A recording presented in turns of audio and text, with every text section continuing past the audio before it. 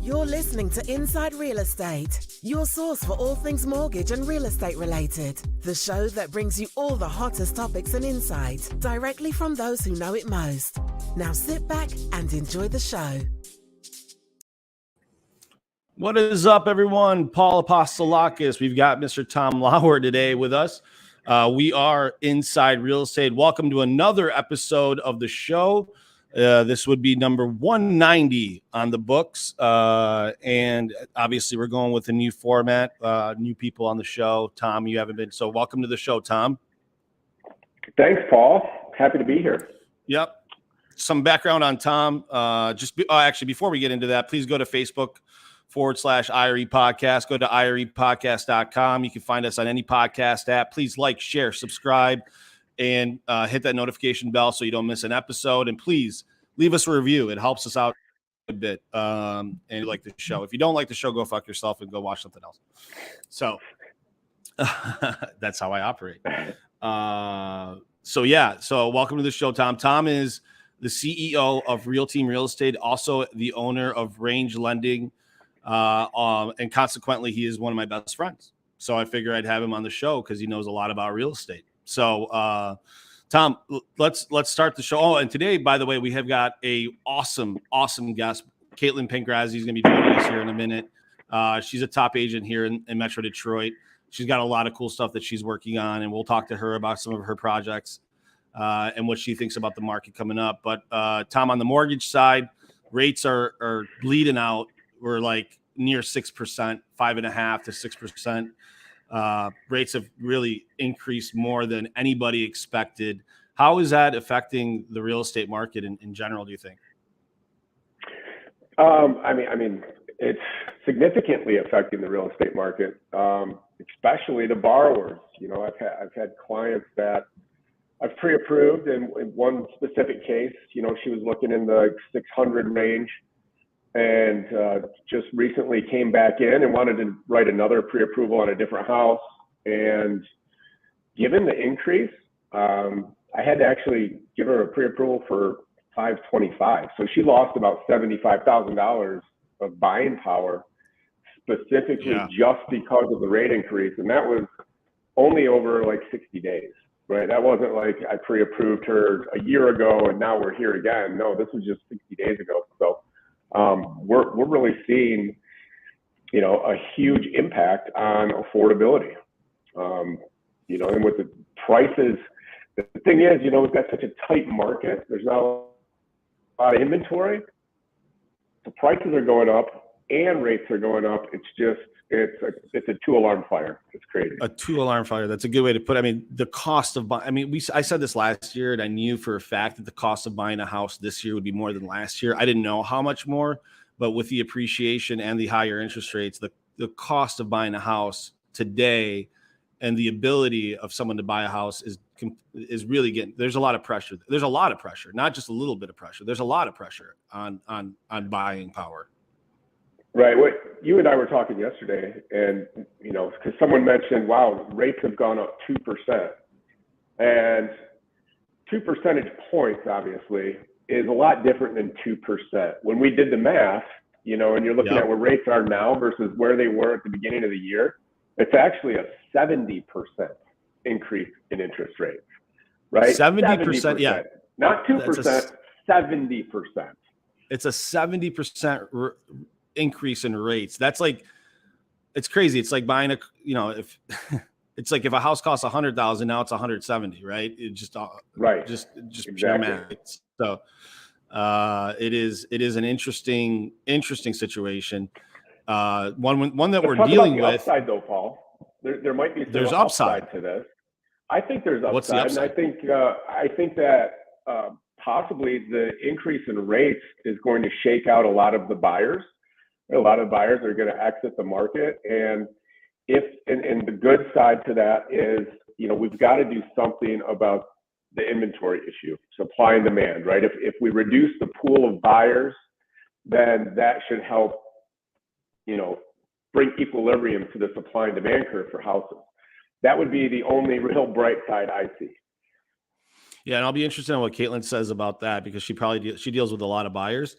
But here's the other side of that. I'm going to be a contrarian.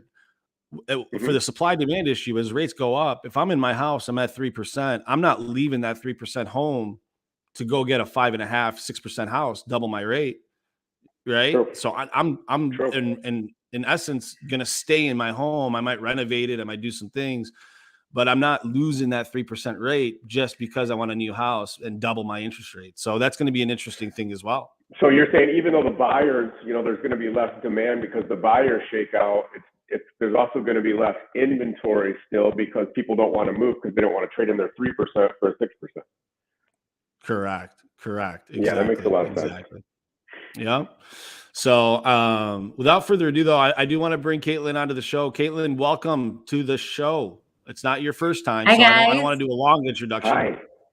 So I'm taking over a Instagram for Detroit moms today, and I have to showcase everything I'm doing today. So will you guys say hello to Detroit moms? What's up, Detroit moms? We love you. Hi, Detroit moms. Thanks, guys. I love all Detroit moms. Just it's like a huge group of local moms. It's about 15,000 moms. So you just said hello to 15,000 moms in the local Detroit area. So taking over their story today. So I have to document my whole day, but thanks for having me on the show. This is my second time and I'm so excited. I can't remember which episode I was on the first time, but it was like 4 days after I had my first baby. Do you remember that, Paul? I remember that. Yeah. I do remember that. I remember I think we were doing shots in the studio. Shots. Yeah. I need a shot right now. Just so we can talk about this market. It's going to be this market's really, really fucked up, to be honest with you. Like it's super. What's the biggest issue you're seeing right now, Kaitlyn? Like what is your biggest pain point in the market right now? The hardest thing I think right now is just delivering information to buyers in a way that doesn't discourage them so much that they're just like, I can't do this. Right. We're telling them to put their best foot forward on these options, on their offers. And what we're having, I met a buyer on a Thursday, we're writing an offer on a Friday, and this is what you have to do. And they don't know me. I'm basically, I just became the realtor yesterday. So like, I'm telling them, do a very light inspection, do an appraisal guarantee, do these things, go $50,000 over. If you want the house, this is what you have to do. And it's tough delivering that to them. And then they don't get it because somebody else came in at cash at the last moment and it just kind of, ruined it for everybody. So just kind of continually keeping people's, options there to keep going, but like also just keeping them in a good headspace where they're just like still excited about buying a house. Because at the end of the day, this is supposed to be a very exciting time in your life. And now all the funds kind of got sucked out of it and you're having to compete and it's like the Hunger Games out there and you're doing your best you can. And, at the end of the day, it's like, there's certain things that are just completely stacked, not in your favor. And now we're talking about interest rates. So it's just overall, it's just kind of, keeping people excited about the process, making sure that they know everything that they can about what's going on in the market. So I guess my biggest challenge right now is just, I hate delivering bad news. I hate missing out on, opportunities for people and just setting the expectations. So it's, everybody's on the same page so that we can kind of get through this together.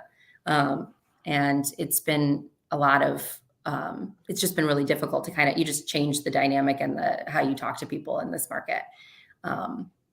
There's so much negative stuff happening as far as if you're a buyer right now, man, like you said, it's the Hunger Games. It's like eat or be eaten. And a lot of people are not, they're not set up to do big cash offers or these huge appraisal contingencies, waivers, and a lot of the stuff that is necessary in today's market to win a bid. If you're a first time home buyer right now, it's tough. Like, you've got to, a lot of people are probably looking in different areas, looking farther out west, out north, more into the suburbs, just because there's not as, in the heart of the city or the Woodward corridor, wherever it may be, where it's really kind of stacked. There's not a lot that you can get without having to get really wild on your offer.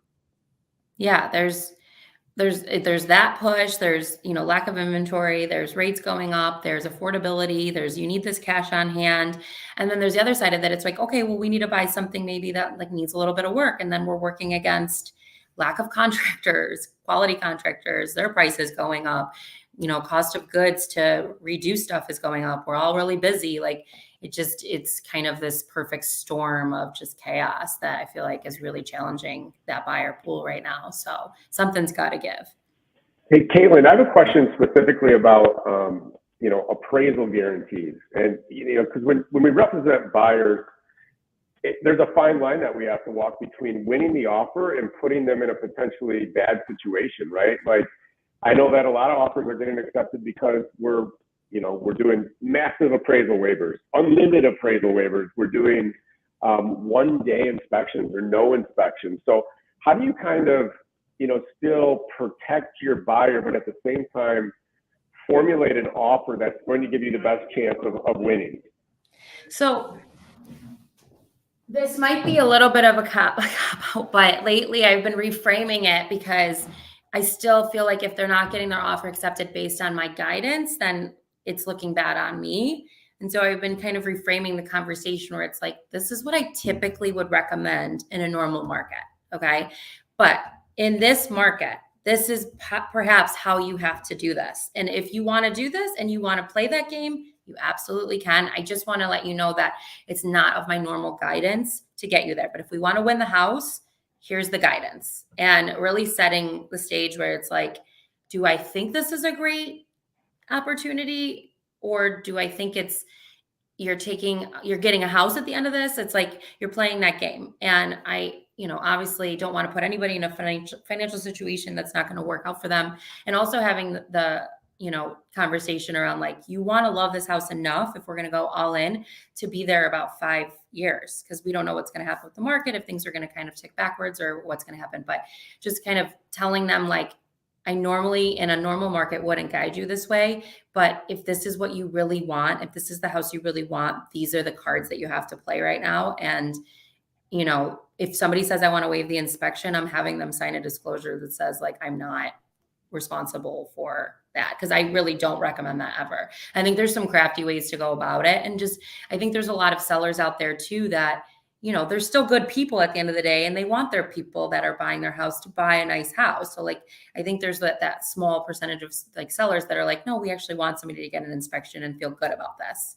I've had some pass fails recently where we're doing the pass fail, and, there definitely would have been an opportunity for my buyers to be like, I'm failing this house. Like, we're moving on. Like, it needs a completely new roof tomorrow. And instead of the agent backing out, they're like, no, actually my sellers want to work through this. So like, let's figure it out. So I feel like there's going to be some change as well with that, because, I think that overall, these terms that we're throwing out to sellers are really, really advantageous, but we have to shift around like how we're approaching our clients about it, because I don't ever want to be put in a situation where somebody calls me in 3 years and they're like $100,000 under value of their house that they bought a few years before. So that's on them. Like, buyers are going to have to make really big decisions right now on whether they want shelter, they want a house, they want these things, and what that looks like for them. And at the end of the day, if it's your primary residence and you're going to be there for a really long time, like, it's probably a pretty good investment in getting a house and moving forward, because we don't know what's going to happen with rates, right? Like, you guys could tell me they're going to go up 3 more points. So if that's the case, then, it's better to buy a house right now, in my opinion. So doing the things that you need to do to get there is going to be a lot on the buyers right now, and we can only guide them so much. Yeah, and as far as interest rates go, I think what happened was the Fed came out and they said they're going to be raising rates aggressively throughout the year. I think they mentioned, I don't know, Tom, 3 or 4 or 5 increases this year. I don't remember exactly what the number was. Yeah, and they started with saying that there are going to be 1/4 point increases, and now they've kind of changed their tune and said they may be 1/2 point increases, because they just it didn't get in front of this issue fast enough. So they're going to have to do some catch up. They're playing catch up a little bit right now, Kaitlyn, and basically once they announced it, the rates moved. Like, they're moving based on future plans of what the Fed is going to do, right? So a lot of that stuff is baked in. Now, if the Fed came out and then next next quarter they decided to go up 50 basis points, that's going to affect the market because they haven't done that yet. So, but it'll be interesting to see. I know we're going to be in a higher rate environment for a little while. So we really are. And with that being said, do you believe that that has hurt or increased demand? Because it's weird. Rates have gone up, but it almost feels like gasoline on the fire. Like people are like, oh my God, I got to get a house now. People are putting out some crazy offers right now, 100,000 over ask, 200,000, maybe. And I feel like potentially there might be something on the other side of that where people, rates have gone up, but what that's done is create a fervor behind people wanting to buy houses. Do you feel that, Kaitlyn, or no? Yeah, absolutely. I think there's just so much uncertainty. We haven't had high rates, I mean, in, I don't know, like 10 years, You're right. 10 years. So the people that are in this buying market, they only know low rates, or if they've been looking for the last couple of years, or if their parents have refied, or if they're getting their next house and they have a 3 on their house now. So it's going to cause a huge shift if it continues to go up, like say over 6. But I mean, I guess at the same time, our parents were buying houses in the 13%, but they're working against high prices and high rates, where our parents, I think, were able to buy in at a little bit more relevant price points. They were buying houses at $120,000 a piece, and right, or 100,000, 50,000, 60, 70, 80,000 back then, and 13% sucked, but it was on a $50,000 house or a $100,000 house. We're talking about 6% on a $500,000 house. That's going to cause a much bigger shift in price. Yeah. And we're working against some other things. A lot of our generation is like a little bit more, some of their incomes are not going up at an exponential rate. And then we have the other side of it where they're probably more rich than they thought they were because they did own a piece of property and they have, a couple $100,000 in equity. And now they're in this Airbnb mindset where they were like, oh, I'm going to keep my house, Airbnb it, and I'm not going to sell it because I don't really have a big mortgage on it. It has a low interest rate. And so they're holding up some market. We have the baby boomers holding up market because where are they going to go? So it's like, just, locally, we don't have a lot of, new construction options like some of these other major cities that have a little bit more land to work with.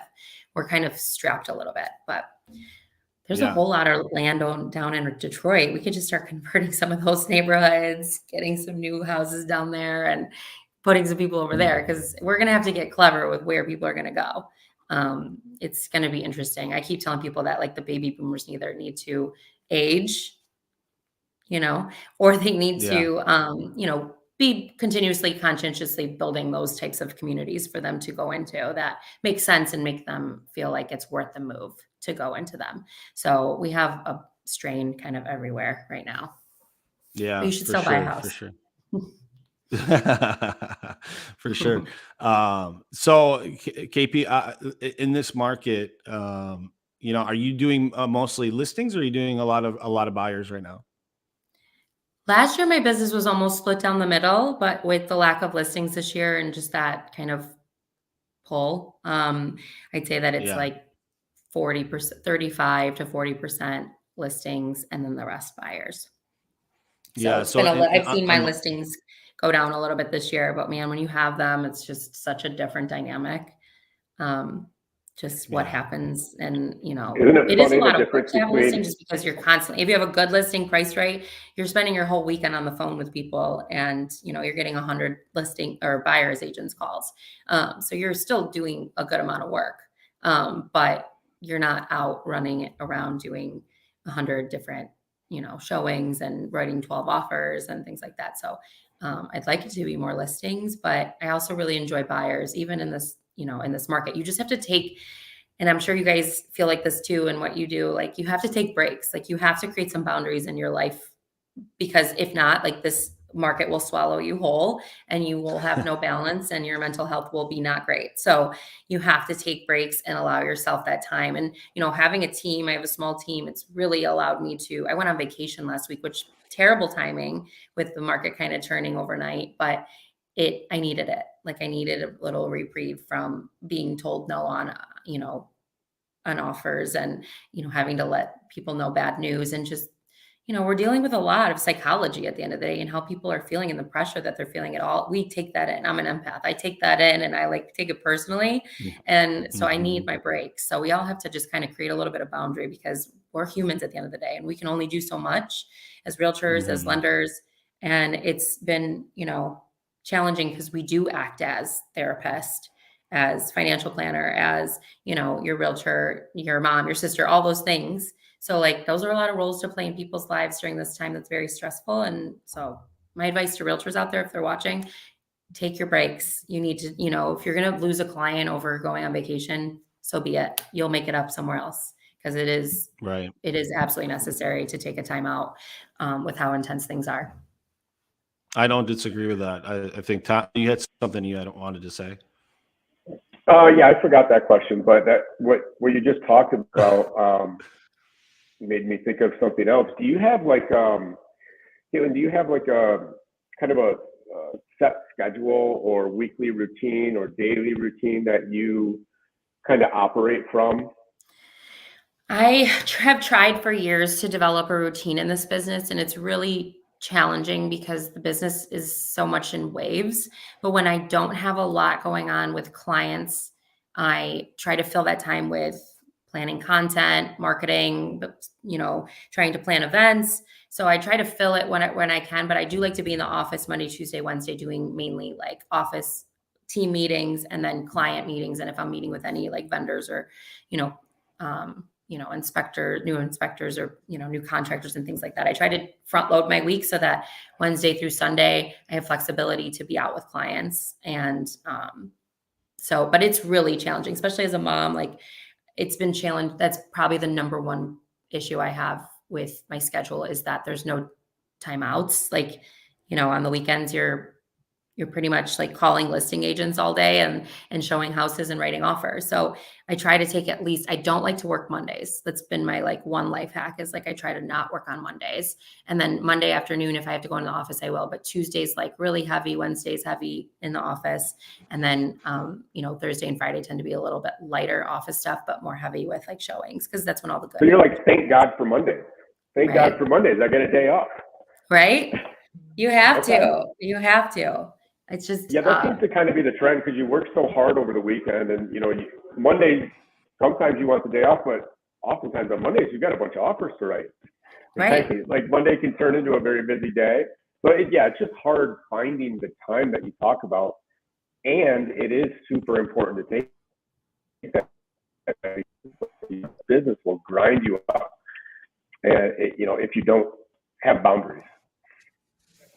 Yeah. And then I've been seeing a lot of Saturday cutoffs, like Thursday list and then Saturday. So it's like, just let's get in, let's get the offer. Let's get, so there's these timelines that we're up against too. And it's like, now they're getting shorter. So like, it's pedal to the metal from like Thursday to Sunday, like the whole time. So I try to take breaks, but it's really challenging to create like a lot of structure in the week just because it's just so sporadic and, different people need different things at different times of the week. So.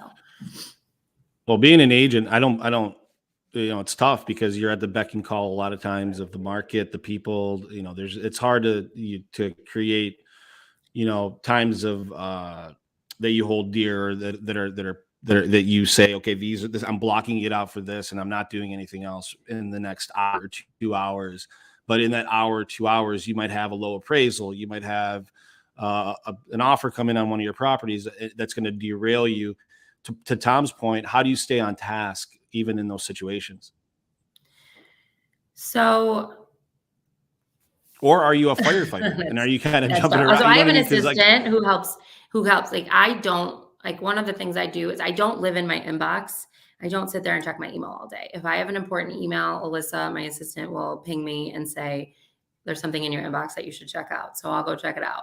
But like, I try to not get too derailed with like the inbox and the minutia of the day to day and try to keep it to like the bigger picture stuff, like what's hitting the market, I've been trying to do a lot of off market deals. So I've been spending a lot of time on the phone with other agents, trying to figure out what's coming to market. How can we make this deal like come together without you putting it on the market? And, that doesn't mean that, we're getting these deals, like these super deals off the market. It's just like, we're trying to be a little bit more creative and not have, and actually match people together with houses without, it going on the market and there being this huge frenzy. And then we're like, 10th out of 40 offers. I mean, I've heard people having like 45 offers, and I haven't had anything like that on my listings, but I can't believe the sheer volume. So to get to your question, I try to stay on task, but naturally I am a salesperson, and I have, I tend to want to like get things resolved as soon as I can so I can move on to the next task. So if it's pressing, if it's like really something that needs to be addressed within the hour, I will do it. But like, I really try to time block a little bit throughout the day and spend at least an hour. I'll shut my phone off for a little bit if I need to, and focus on looking at the MLS, and like, don't touch anything, just email clients, listings, get through that, and then go on to the next task. But the way I operate my business, like, I would not survive without my assistant. Like, being a mom of two and having a team, she absolutely has made me grow, and she's allowed me to spend more time with my clients and not in the minutia, right? Like, she can handle all the back end stuff, and I can handle the client forward stuff. So I wouldn't say it's like all the fun stuff, but it's like the stuff that I'm really good at. So it's like easy for me to multitask, because it's like, that's how my brain works. Does that make sense? Like, I try to hire somebody to do the stuff that I'm not great at, and then I focus on the stuff that I am great at. So if I am bouncing all around, that's like my natural state of function, I guess. A lot of agents are they struggle with that because they don't want to hire the assistant, because it's going to cost them money, or it's going to, they've got to train them or whatever it may be, because it is sometimes a burden to bring someone else into the business, because you do have to, there's a period of time that you've got to ramp them up, and you do have to pay them money because they're not going to do the job for free. I think that's short-sighted personally. I think if you want to grow, if you want to have the ability to grow, you've got to have help. There's no way around it. Your first hire is so important, and it does take time. I started her off when I had just had my first kid, and I just was like, there's no way I can handle all this on my own. And it was only 10 hours a week. And she just happened to have flexibility in her schedule where she could do that. And then she quit her day job, and I was like, all right, well, I guess I'm bringing you on full time. And so I actually partnered with somebody else in the business to split her salary, because I was like, I can't live without her, and I can't yet afford her fully on my own. So I shared her with another agent for, 2 years. I just recently moved to a new brokerage, and I decided to bring her on full time because she was that valuable to me. So I have her full time now, and it's worth every penny. She's worth every penny. She makes me money. She also just allows that part of my brain capacity to be with my kids when I'm with my kids, and I don't have to think about the things that I know that she's taking care of, which is, we know, priceless. So I just heard you say something. You just moved to a new brokerage. Mm-hmm. Can you tell me a little bit about kind of how that happened, and I guess your why behind it, and what was it that drew you to the new brokerage? So I met my broker that I currently have now, Eric Wallstrom with At Properties, about a week into the business. Like a week, like this time 6 years ago, I was just getting into the business. I got my license today, 6 years ago. So I've been in the business 6 years, and I started with Max Brook Birmingham. I had a wonderful experience there. I had a friend from high school that worked there. I worked there for 4 years. During COVID, some things shifted, and I decided to move over to KW Domain. I don't know if it was COVID or what, but it just never felt like the right fit specifically for me and for the team. Great people, great resources. Just once Eric he was a small boutique brokerage. And so he always asked me to come work for him. And I'm like, I'm not ready for that like small boutique experience. I'm really, I'm not from this Oakland County area. I still think I'm best suited with like bigger Oakland County brokers right now, just to network, get to know the other agents in this area, in this pocket. And so when he had, publicized that he was partnering with At Properties, we'd always kept in touch, but I was actually in the hospital having my second baby. And I shot him a text, and I was like, oh my God, this is so exciting, because I lived in Chicago. They're a huge broker out of Chicago. They were the name of Chicago. And so when he had partnered with them, I was like so excited for him, because I knew it was going to be huge for local Detroit, and for him, and his brokerage personally. So he's like, when can I recruit you? And I'm like, well, I'm currently having a baby in the hospital. So the next day I had a big baby basket, and then the rest is history. He recruited me for like 5-6 months before I actually made the move, because making a move is tough.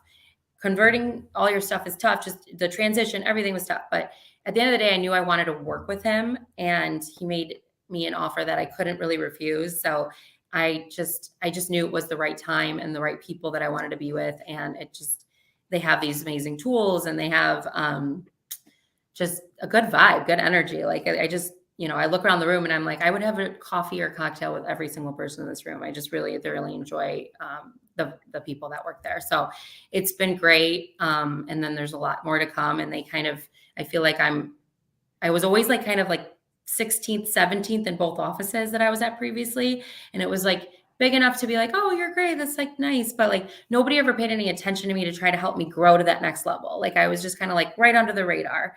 And it was, it's fine. I can do whatever on my own, but it's like, I really wanted somebody to kind of coach me and give me that type of attention to get me to the next level. And that's kind of what we're working on right now. So I feel like I have like one of my really good friends as a broker, which is really important. And he's in my corner and he supports me. And he was willing to recruit me when I just had my second baby. And we all know how busy moms are and how much of a transition that is. So I was like, if he's willing to take this risk on me, I'm going to take that risk on them. And I was one of their original recruits to the At Properties brand. And so far so good. I really like it. But so it wasn't really as much about the dollars and cents as it was about the people, and then also the coaching and the growth plan for you specifically. Yeah, for sure.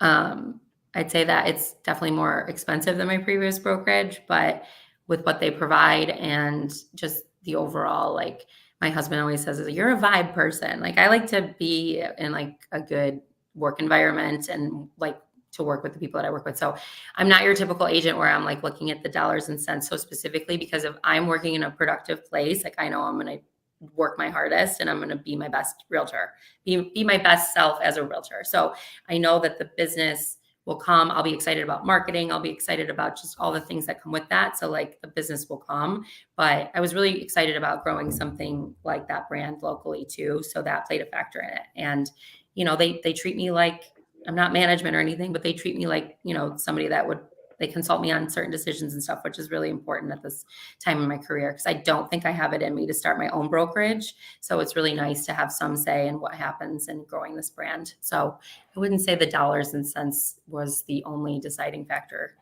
at all. Like I just didn't. I went with my gut. Well, yeah, it sounds like you went somewhere where you're going to give up a little bit more, right? Or it's more expensive for you, and you did that for a reason, because the value is there. As long as it's all about value, right? Like what's the real value? I think a lot of they get kind of stuck on, unfortunately, like the comp plan. You know what I mean? And they don't look at the overall value proposition, because you could take 50% of my comp, but if you give me, X amount of value, then it's worth it. Whatever, maybe. Yeah. Like right? And I get leads. Like I get opportunities that I wouldn't have got anyway. I was working at another brokerage for all those years, and I don't think I ever got a lead from a broker. So, I mean, that's valuable, right? Getting some business sent to you. And just, I think being, newer to the model has been helpful too, because they, really were excited about me being there and the team, and just made it really easy for us to transition into that space. So I think I'm definitely because it took me a long time to get there, because I can be really finicky about like money. And so when I was thinking about going, I just kept getting caught up on the dollar amount. And it's just like, I need to move past that and feel, how does it make me feel when I'm there? How does it make me feel being amongst those people? And how am I going to feel about my business? And I feel really confident and good about my business where it stands right now,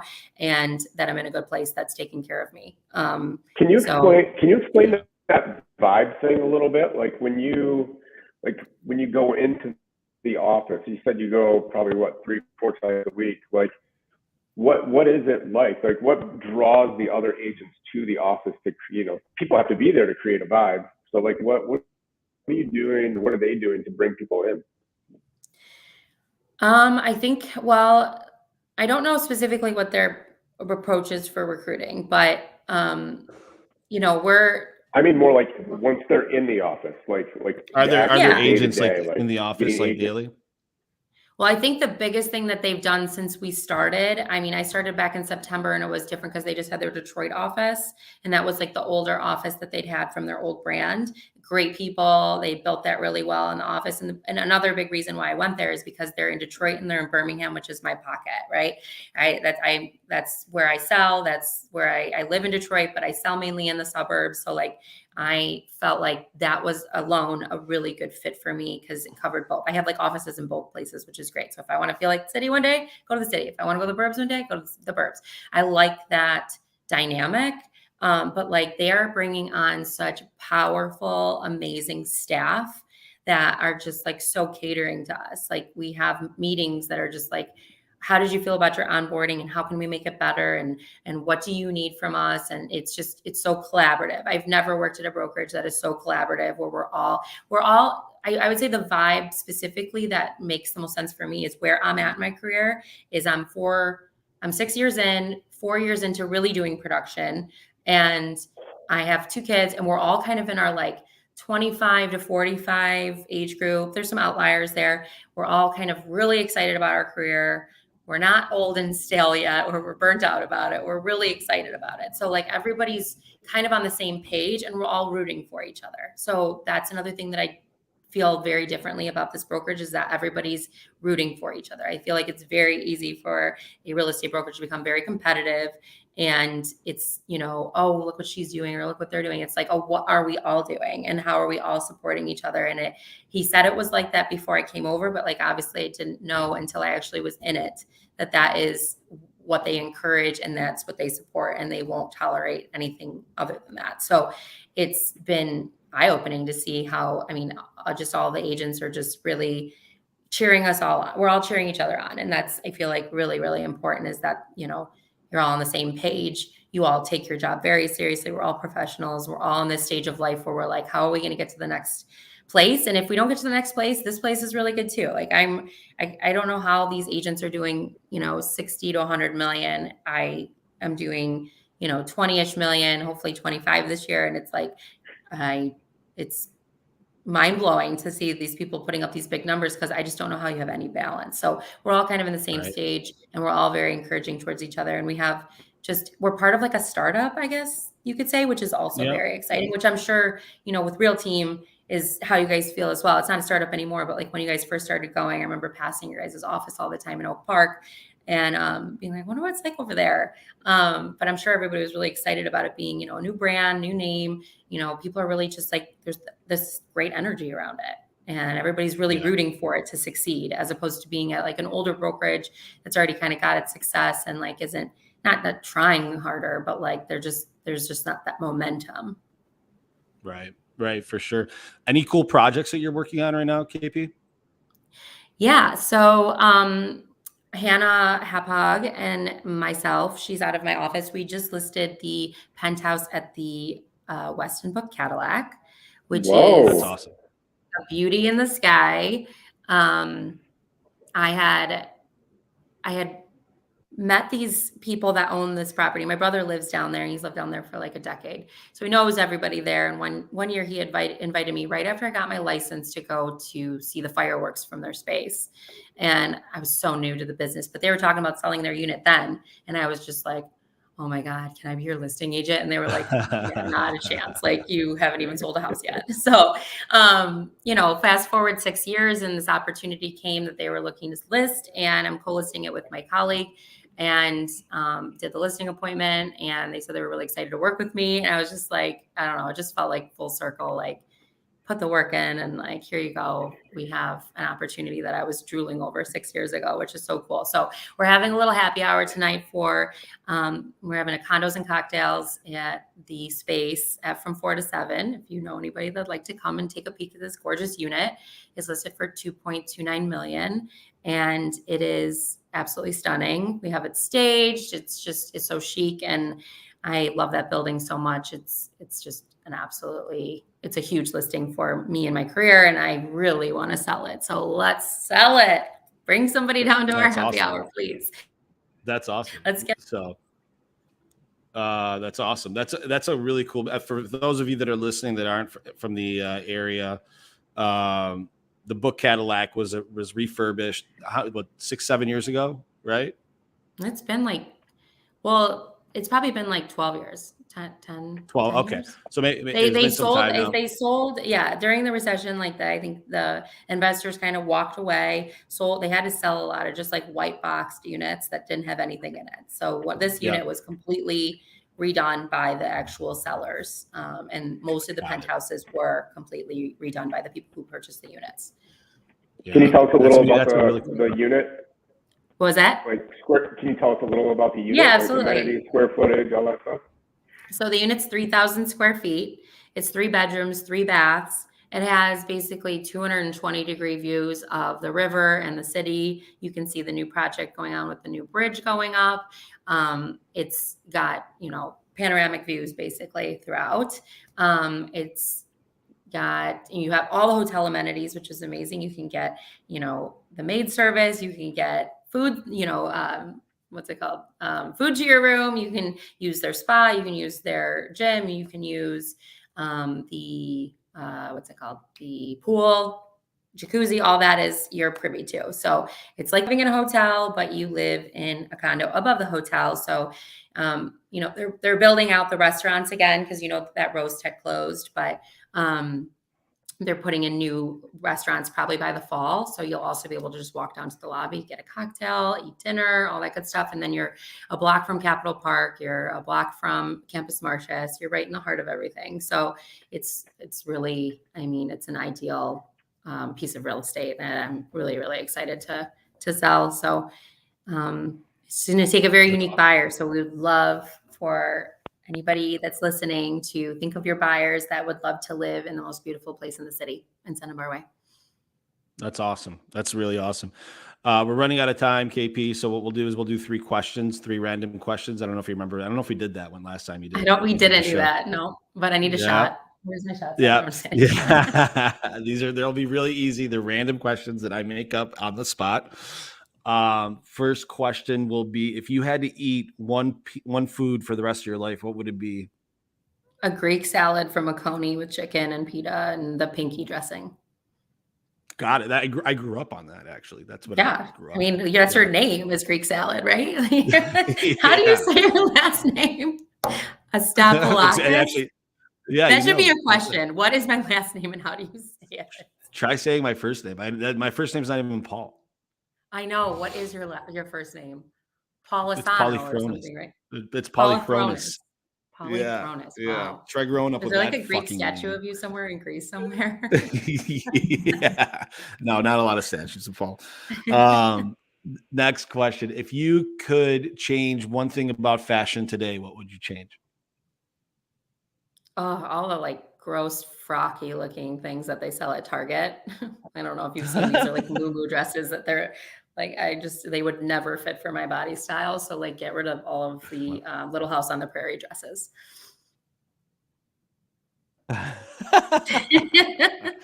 That's awesome. If you could go back to one era or one time period other than our own, what would it be and why? Oh, for sure. The 20s, 30s, minus the Great Depression piece, the Roaring 20s. So the Roaring 20s, the underground drinking scene would have been my thing. And frilly dresses, and I don't smoke cigarettes, but I feel like I would have back then on a long stick and and just you'd be a flapper. You'd be a flapper. You'd be doing the dances. I love that. For sure. I bet the real estate prohibition. Is pretty cheap too. Yeah, knowing what you know now with real estate, you can make a lot of money. Yeah. Yeah.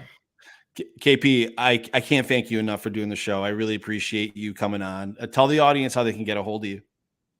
You can follow me at Make Moves with KP on Instagram. That's where I share a lot of life and real estate. And then you can always reach out to me at Kaitlyn at kp-collective.com. Or call up at Properties in Birmingham, and they'll be happy to transfer you over to me. And I appreciate you having me on today for the second time. It's been so wonderful to catch up with you again and talk. It's good to get out what's going on in this market. It's like a therapy session when you come on here. It's okay, we're all feeling this. This is good.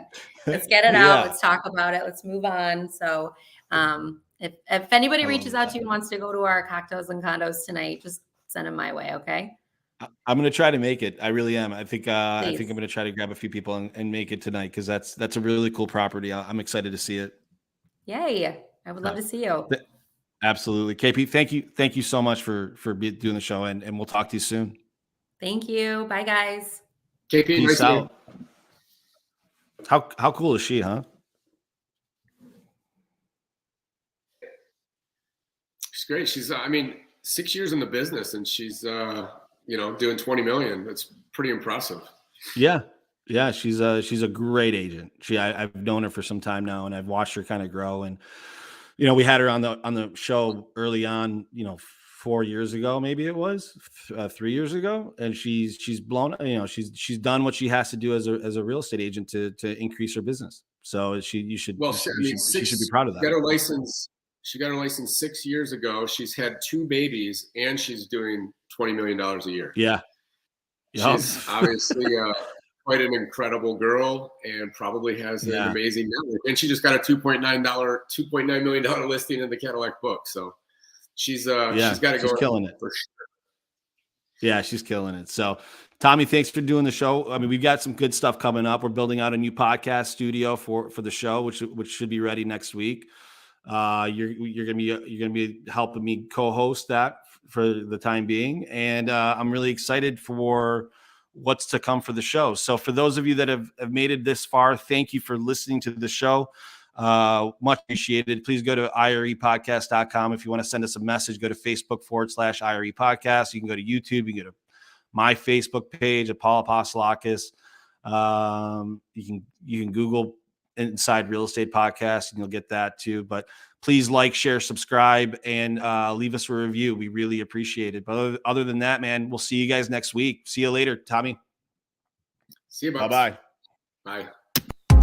You've been listening to Inside Real Estate, the nation's top real estate podcast. Don't forget to follow us at irepodcast.com and everywhere where podcasts are available.